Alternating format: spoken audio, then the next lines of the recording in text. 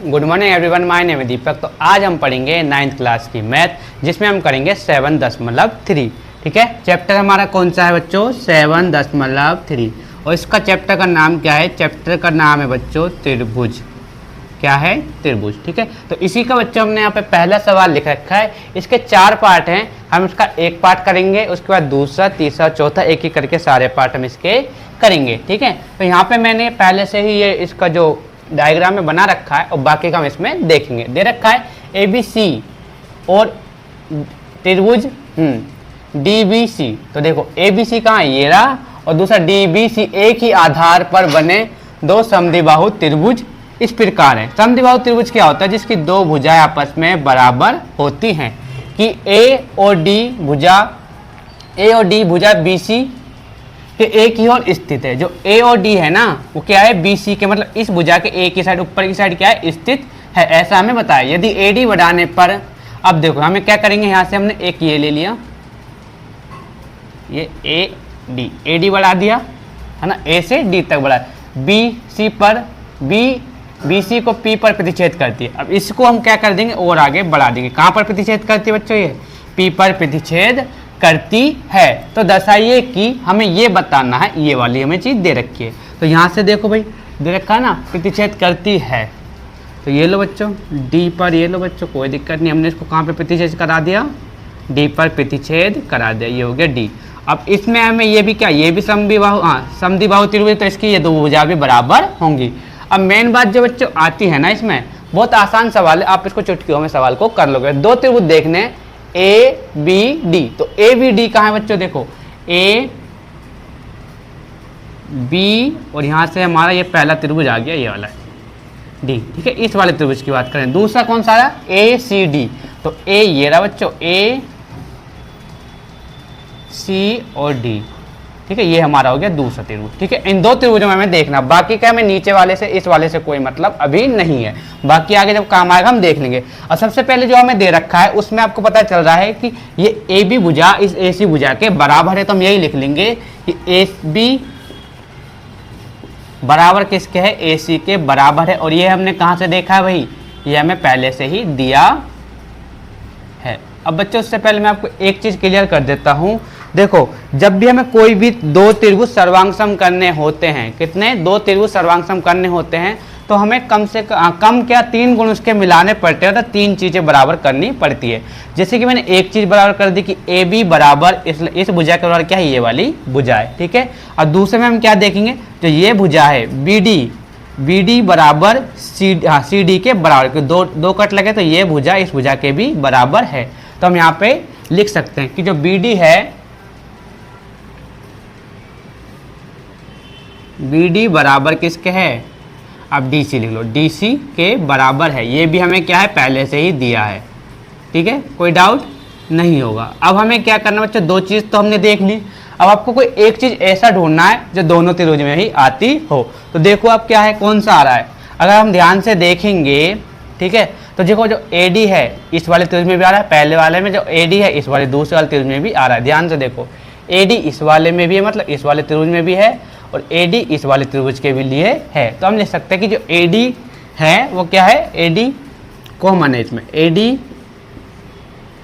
बराबर AD क्या लिख देंगे? उभयनिष्ठ भुजा, उभयनिष्ठ। ठीक है, अब कौन से उससे हुआ? देखो ये भी हमने देखो कौन से नियम से हुआ है? साइड और ये हमारी तीसरी साइड। तो साइड नियम से ही हो गया। हाँ, साइड सर्वांग समता नियम से त्रिभुज का नाम लिख दो। इसी के साथ हमारा पहला पार्ट हो जाता है। क्या दे रखा है? ABD सर्वांग सम है किसके भाई? ACD के सर्वांग सम है। बहुत आसानी से हमने इस सवाल को कर लिया है। बस इतना सा ही हमें इसमें ये बताना था कि ये त्रिभुज सर्वांग सम है या नहीं। तो हमने बता दिया कि सर्वांग सम है। ये हमारा क्या हो गया? प्रूफ हो गया। ये तो अभी तक हमने बच्चों इसको क्या, ये हमारा पहला पार्ट है। आगे मैं आपको दोबारा रिपीट कर रहा हूँ कि इसके 4 पार्ट हैं। अब इसका हम आगे देखेंगे तो इसका हम दूसरा पार्ट करेंगे। अब हम करेंगे इसका दूसरा पार्ट। जैसा ये लिखा है ना, इसको एट यहाँ पे हमें लिख देना है। कौन से दो त्रिभुज हमें लेने हैं, उसके बाद इसको बच्चों ये सवाल हमारा इसका दूसरा पार्ट हम कर लेंगे। ए बी पी तथा त्रिभुज कौन सा, ए सी पी, त्रिभुज ए सी पी।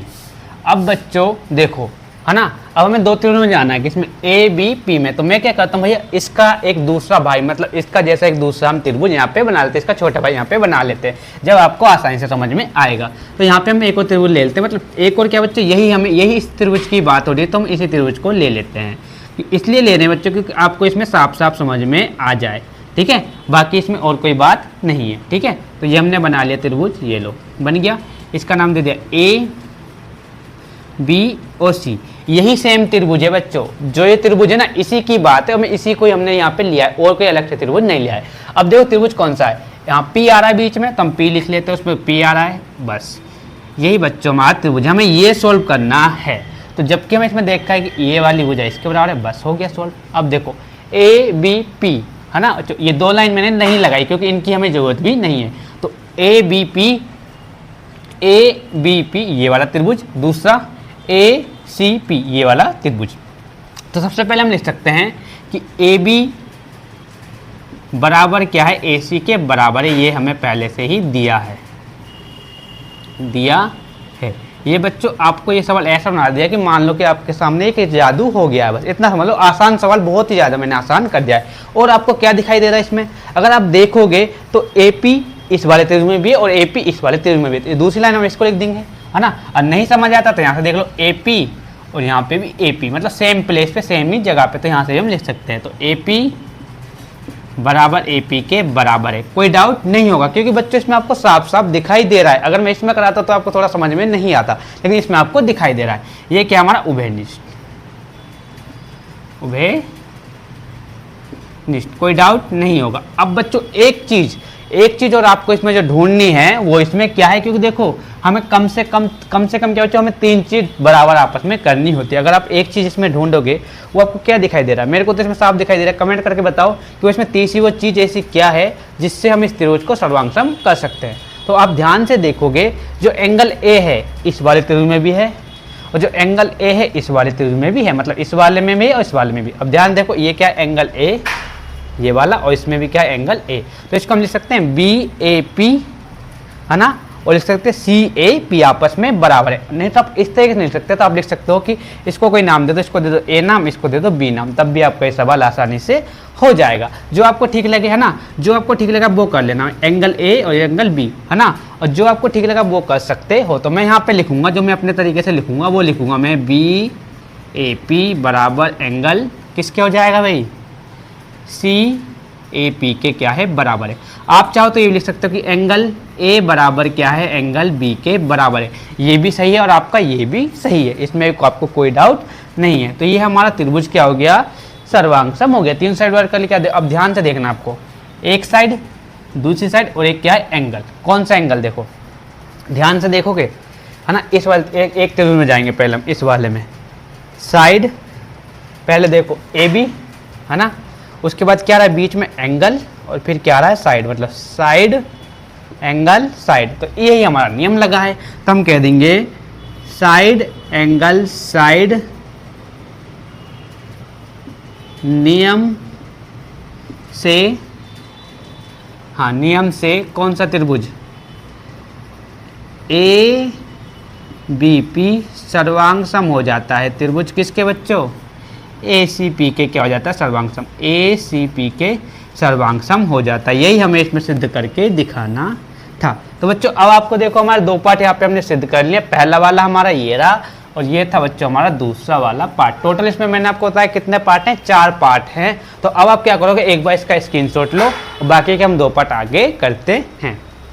तो हाँ, तो बच्चों इसमें हमें देखना है इसका तीसरे पार्ट में क्या देखा है कि ए पी कहाँ है बच्चों, आपको ये दिखाई दे रहा है ए और ये रहा हमारा पी। ए पी कौन ए को डी, ए और कौन डी को क्या करती है, समद्विभाजित करती है। तो बच्चों में ये बताना है जो ए पी लाइन है वो कौन इसको मतलब डी को और कोण ए को भी क्या करती है, समद्विभाजक मतलब समान भागों पर काटती है या समान डिग्री का कोण बनाती है। तो सबसे पहले बच्चों हम लिख लेंगे, इसमें हमने एक त्रिभुज अभी सर्वांगसम किया था जो इसके सेकंड पार्ट में कि ए बी पी सर्वांगसम हमने किसके किया था, त्रिभुज ए सी पी के। यहाँ से हमें क्या मिला था, यहाँ से बच्चों में ये मिला था कि जो एंगल ए है दो बराबर भागों में बट चुका है या बांटा है। तो हम लिख देंगे कि एंगल ए बराबर एंगल ए, जो कि मैंने आपको दूसरे पार्ट में बताया था कि एंगल ए बराबर किसके, एंगल बी के बराबर हमें दे रखा है। तो हम लिख सकते हैं कि ए पी कोण, हाँ तो हम क्या लिख सकते हैं, ए पी कोण ए को समद्विभाजित करती है।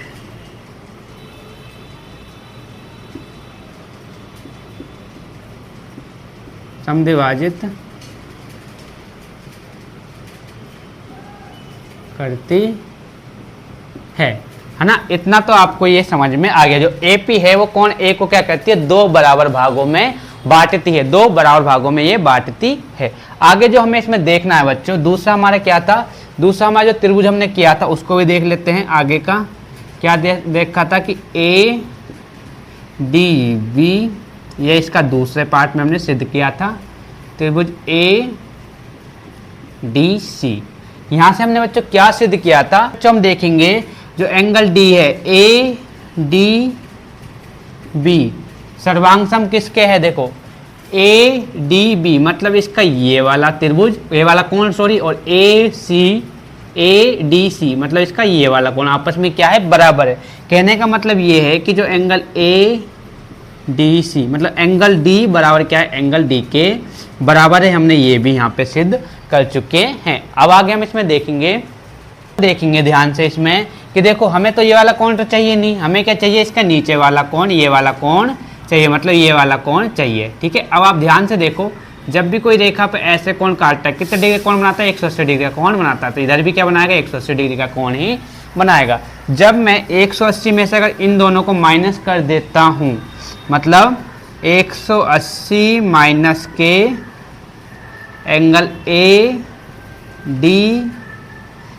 बराबर 180 माइनस के एंगल ADC। अब आप ध्यान से देखना, आपको समझ में आएगा। ADB मतलब ये इसका ऊपर वाला एंगल, खाली इतना जितना मैंने यहाँ से मिटाया इतना। ठीक है, इसकी बात हो रही है। लेकिन हमें कौन सा चाहिए, ADP, हमें चाहिए P वाला जिसमें P नीचे में आता हो, है ना। तो हमें ये वाला इसमें चाहिए, इसलिए हमें क्या करना, देखो ये किस युग्म से बनता है, रेखिक युग्म। कौन सा युग्म है ये, रेखिक युग्म। ठीक है, इससे हमारा बन रहा है। तो अब यहाँ पे हमारा देखो, जब हम घटा देंगे पूरा कोण तो इसका ये आ गया, ये ADB ये पूरा कोण आ गया। तो इसमें हम माइनस करेंगे, जो हमारा जो एंगल बचेगा वो बचेगा हमारा एंगल BDP बराबर एंगल किसके हो जाएगा, CDP के बराबर हो जाएगा। CDP के क्या होगा, आपस में ये बराबर हो जाएगा। इतना हमने देख लिया। जो AP है, AP कोण D को भी समद्विभाजित करती है।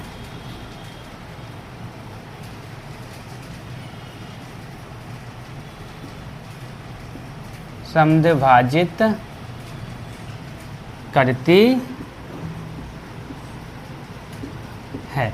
ठीक है बच्चों, हमें इसमें दो चीज दिखानी थी कि जो एंगल A है ये भी दो बराबर भागों में बट रहा है, और जो एंगल D है नीचे की साइड से बता रहे, मैं ऊपर की साइड से नहीं देखना आपको, जहां से अब मैं लगाऊंगा वहां देखना है। मतलब एंगल जो D है नीचे वाला इस तरीके से, ये भी क्या है, दो बराबर भागों में बटा हुआ है। तो हमें यही सिद्ध करना था।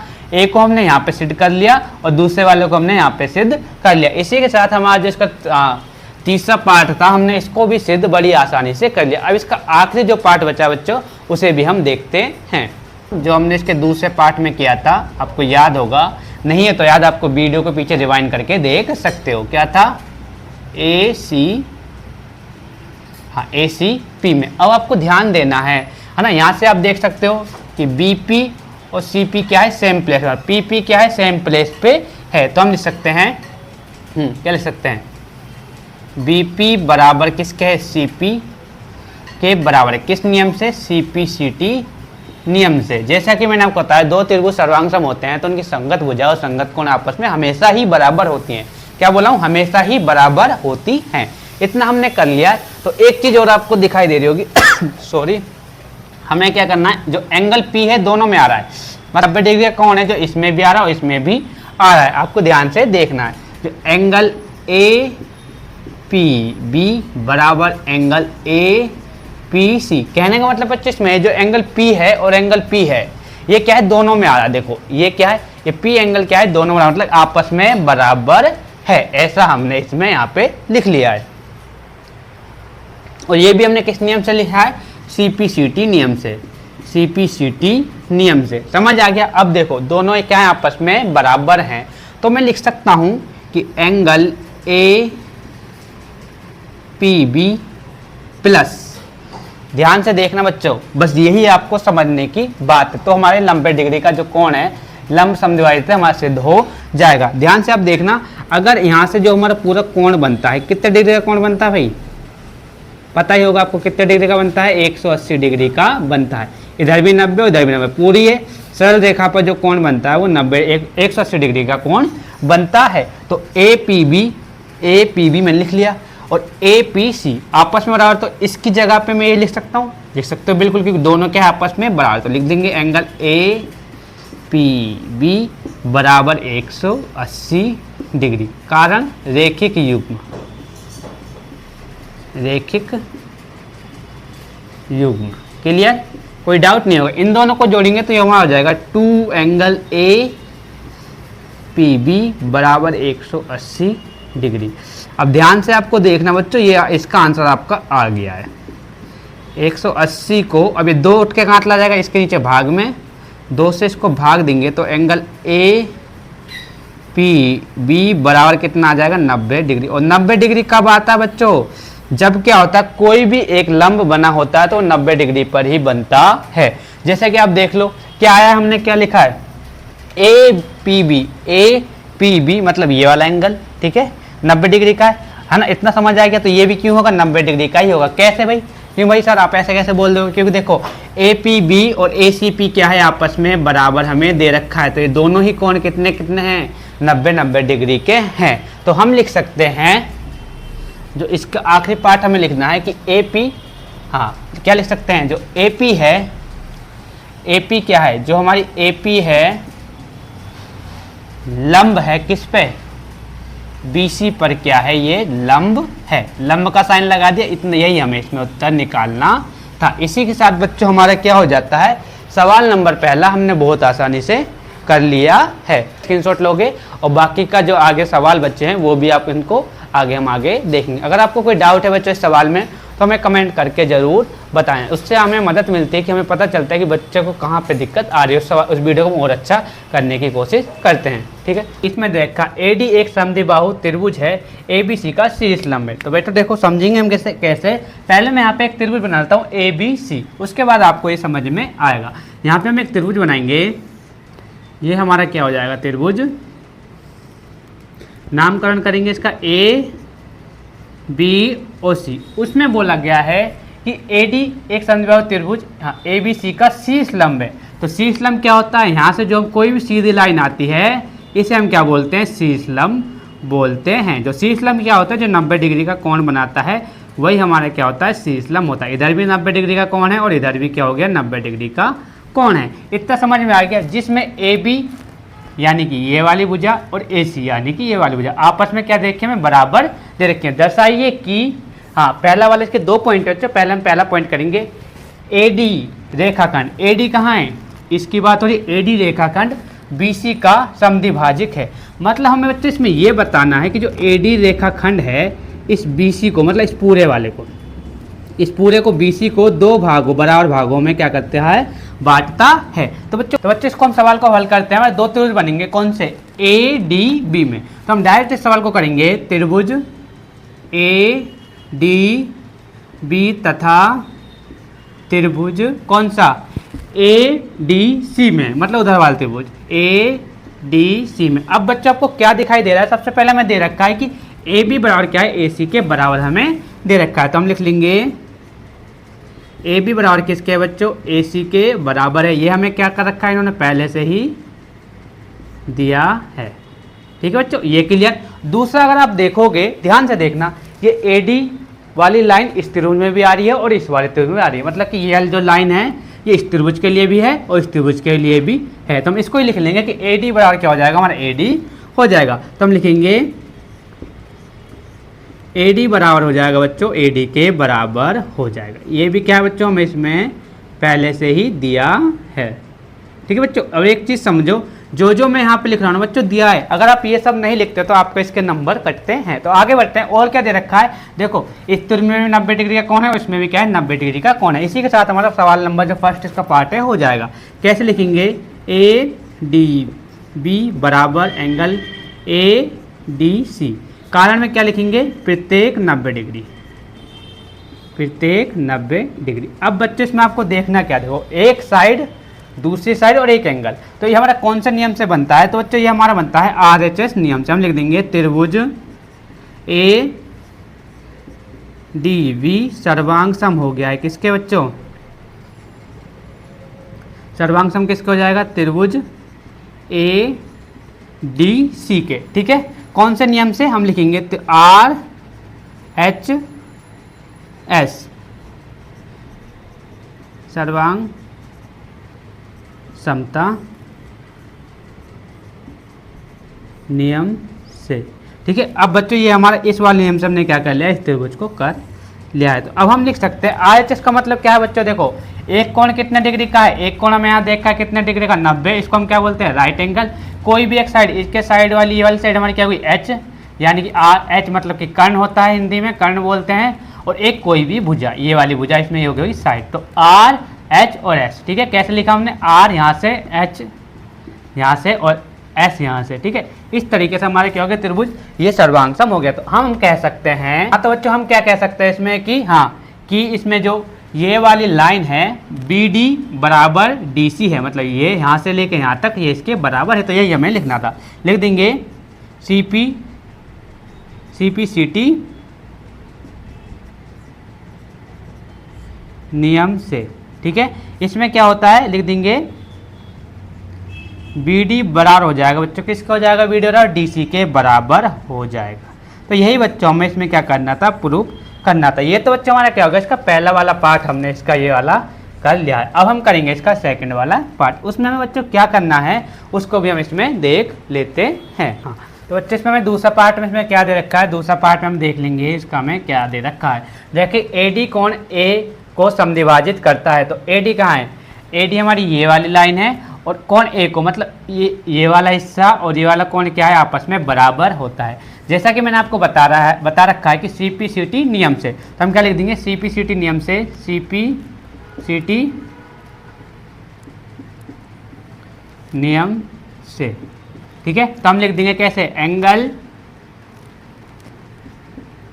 बी ए डी बराबर किसके हो जाएगा, एंगल सी ए डी के बराबर हो जाएगा, सी ए डी के बराबर हो जाएगा। कारण क्या है बच्चों कि देखो भाई मैंने आपको कहा जब भी दो त्रिभुज सर्वांग सम होते हैं तो उनकी संगत भुजा और संगत कोण क्या होते हैं, आपस में बराबर होते हैं, वे इसका कारण। तो लास्ट में हम लिख देंगे ए डी कोण ए को समद्विभाजित करती है, मतलब दो बराबर भागों में बांटती है, समद्विभाजित करता है। ठीक है बच्चों, इसी के साथ हमारा सवाल नंबर सेकंड था जो हमने बड़ी आसानी से कर लिया। इस तरीके से आपको कराना है बच्चों, ये क्या है पेपर में इंपॉर्टेंट है, ये सवाल आता ही आता है, ये सवाल आपसे पूछा जाएगा, यही सवाल आपसे 10वीं क्लास में भी पूछा जाता है, मतलब ये फिगर दे देंगे सेम यही कंडीशन से आपको करना होता है। तो ये तो हम देखेंगे बच्चों सवाल नंबर 3, इसमें मैं क्या देखा, एक त्रिभुज ए बी सी की दो भुजाएं। तो सबसे पहले हम एक त्रिभुज बनाएंगे ए बी सी, तो यहाँ पे हम एक त्रिभुज ले लेते हैं, ये ले लिया हमने कौन सा, ए बी सी, तो ए बी और सी ये हमारा एक त्रिभुज हो गया। दूसरा हमें बोला गया है कि ए बी और बी सी, ए बी और बी सी तथा माध्यिका AM। तो माध्यिका बच्चों कहाँ से निकलते हैं, बिल्कुल बीच में से जो आती है उसे हम क्या बोलते हैं, माध्यिका बोलते हैं। तो ये हमारी होगी माध्यिका। क्रमशः एक दूसरे त्रिभुज की भुजा PQ और QR तथा माध्यिका PN के बराबर है। हम क्या करेंगे, एक दूसरा त्रिभुज भी यहाँ पे हमें लेना पड़ेगा उसके, क्योंकि ये बराबर दे रखा है। तो यहाँ से हमने एक दूसरा त्रिभुज ले लिया, इसका नाम क्या है, PQ, और ये हो गया हमारा R। और माध्यिका क्या है, इसकी भी क्या है, माध्यिका में दे रखी है। PN क्या है, इसकी माध्यिका में दे रखी है। अब हमें क्या देखना है, दे रखा है कि बराबर है, मतलब कहने मतलब कि ये वाली भुजा AB भुजा इस भुजा के बराबर है, और जो BC है, जो BC भुजा है, ये वाली पूरी भुजा BC है बच्चों, ये यहाँ से लेके यहाँ तक, ठीक है, वो किसके बराबर है, QR के बराबर है। और तीसरा जो हमें बोला है, जो इसका लंब है या माध्यिका है, ये वाली AM किसके बराबर है, PN के बराबर, मतलब ये वाली भुजा इस भुजा के भी बराबर है। ठीक है, ऐसा हमें इसमें दिया गया है। तो सबसे पहले हम इसका 2 पार्ट दे रखे हैं, पहला पार्ट हम देखेंगे, उसके बाद हम दूसरे पार्ट की तरफ बढ़ेंगे।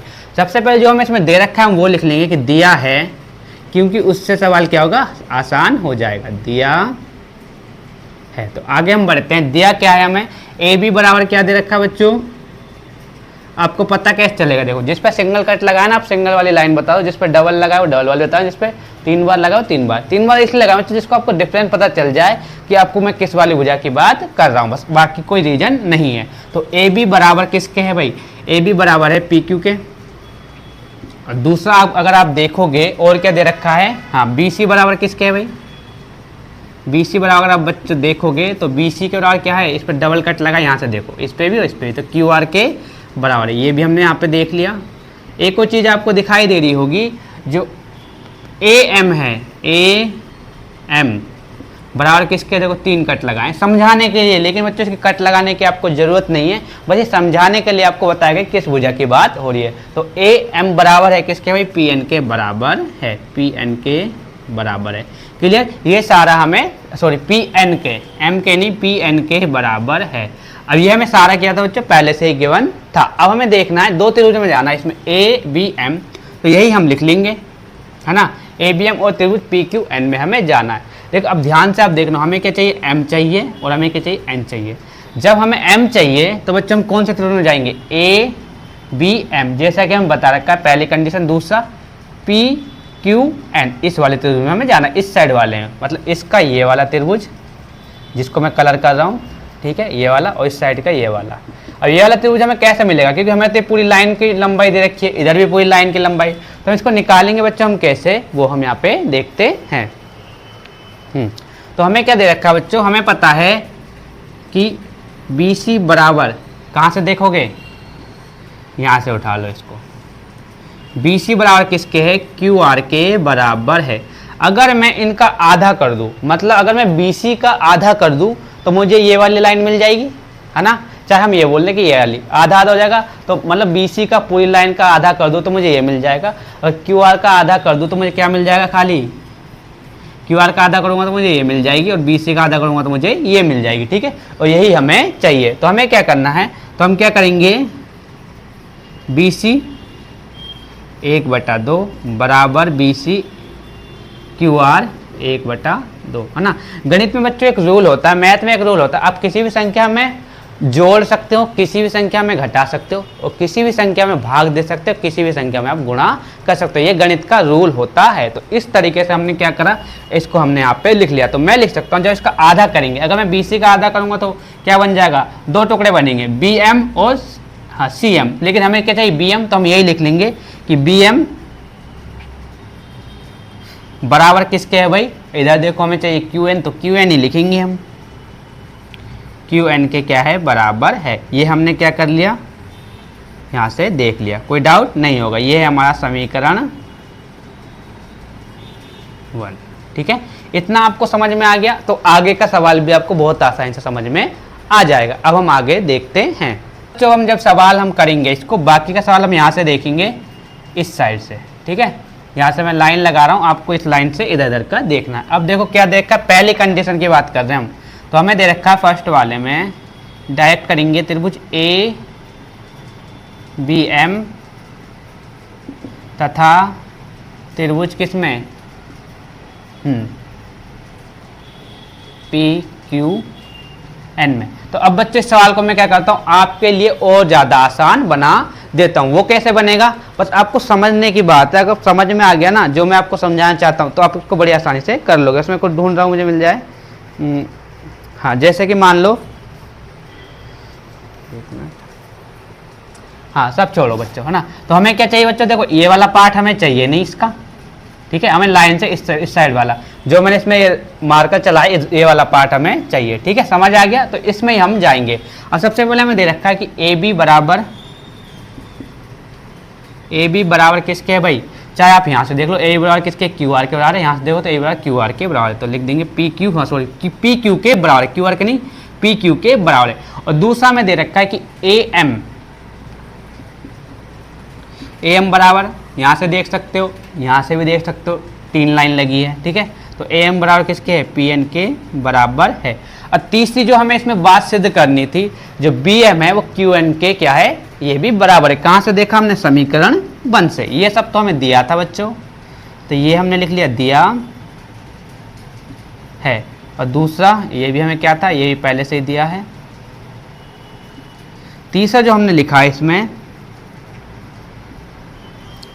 बी एम बराबर किसके हो जाएगा, पी एन के बराबर हो जाएगा। कहाँ से लिखा बच्चों, ये समीकरण 1 से। कोई डाउट नहीं होगा। अगर आप देखोगे तो ये भी क्या है, इसकी साइड है, ये भी क्या है, इसकी साइड, और ये भी क्या है, इसकी साइड। तो कौन से नियम से हो रहा है, साइड साइड साइड सर्वांग समता नियम से। त्रिभुज के नाम लिख दो, यहीं पे आपका उत्तर आ गया। बस क्या लिखना है, त्रिभुज ए बी एम सर्वांग सम है किसके, त्रिभुज पी क्यू एन के क्या है, ये सर्वांग सम है। क्लियर, कोई डाउट नहीं होगा। यही हमें इसमें अच्छा प्रूव करना था। ये तो हो गया इसका फर्स्ट पार्ट, मतलब कि हमने इसका फर्स्ट पार्ट बड़ी आसानी से कर लिया। दूसरा दे रखा है कि ए बी सी और पी क्यू आर। अब हमें देखना है इसका बड़ा वाला त्रिभुज, उसमें हमें क्या करना है।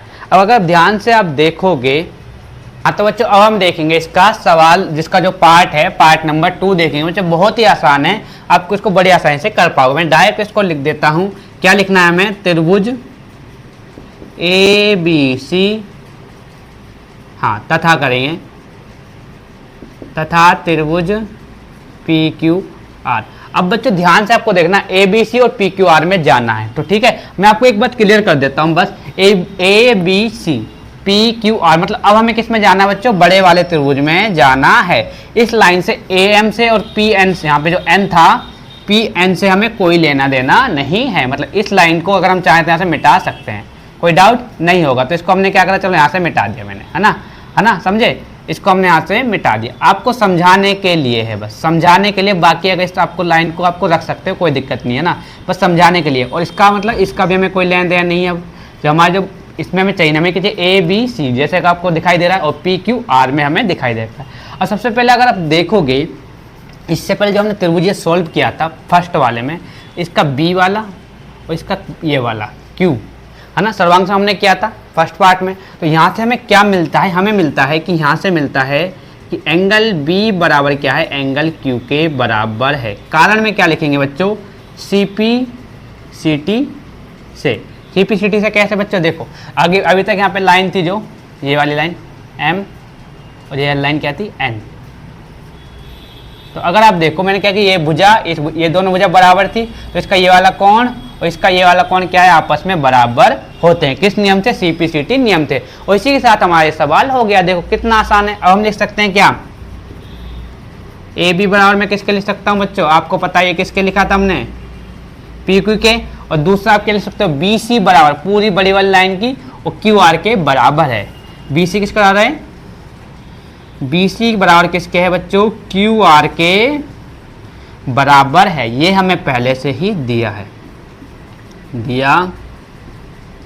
कोई डाउट नहीं होना चाहिए बच्चों, क्योंकि डाउट वाली तो इसमें कोई बात है ही नहीं, क्योंकि आपको साफ दिखाई दे रहा है कि एंगल बी है, एंगल क्यू के बराबर है। आपको समझ नहीं आता तो देखो, यहाँ से एंगल बी सेम प्लेस पे, यहाँ पे भी एंगल क्यू सेम प्लेस पे, यहाँ पे भी देखो बी और यहाँ पे देखो क्यू, सेम प्लेस पे मतलब सेम जगह पे, इसलिए आपस में बराबर है और सीपीसीटी नियम से भी आपस में बराबर हैं। तो अब देखो देखा जाए तो हमें क्या क्या मिला इसमें, है ना, कौन से नियम से हुआ, बस हमें लास्ट इसमें नियम बताना। इसी के साथ सवाल नंबर 3 हमने बड़ी आसानी और शानदार तरीके से कर लिया है। अगर आप देखोगे तो ध्यान से देखना, है ना, पहले ध्यान से देखो, पहले हमने यहाँ से देखो ए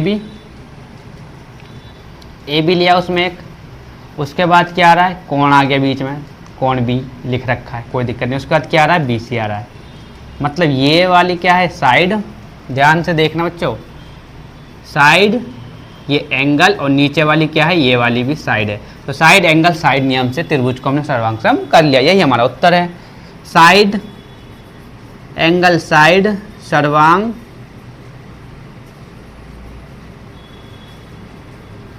समता नियम से त्रिभुज कौन कौन सा बच्चों, ए बी सी लिख दो, ए बी सी सर्वांगसम त्रिभुज किसके, पी क्यू आर के हो जाता है।